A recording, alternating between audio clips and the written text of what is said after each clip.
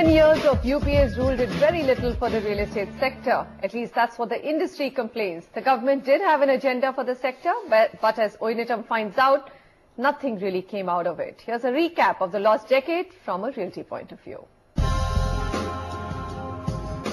A decade in power and very little delivered on ground, at least for the real estate space.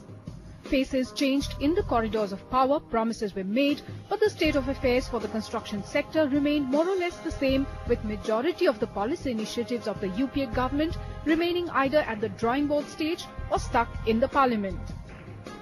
हमारे इस sector को एक industry का दर्जा मिलना चाहिए, which we have failed to get it.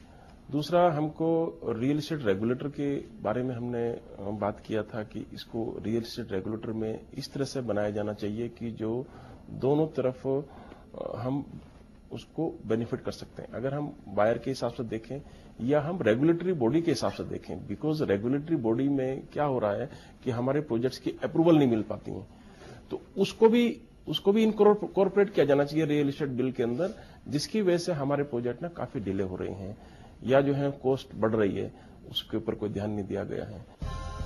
The UPA had an impressive list of policy initiatives for the real estate sector, but barring the land acquisition bill, which the sector feels will do more harm than good, the UPA government failed to deliver on major ones like the single window clearance to ease delays in approvals for the sector, infrastructure status for the sector, introduction of tax SOPs, and the real estate regulator bill. The bill was introduced in Rajya Sabha in 2013 and is languishing before the Parliamentary Standing Committee, but with general elections just months away, fate of the legislation is surely unclear. With Election Code of Conduct coming into effect, the problems of the real estate sector has been compounded. Decisions like allowing 100% FDI had come at the fag end of the UPA government's tenure, and the industry cannot reap its benefits due to imposition of the Election Code of Conduct. Even routine building approvals are getting impacted as officials are shying away from taking responsibility, as the next government might negate their decisions.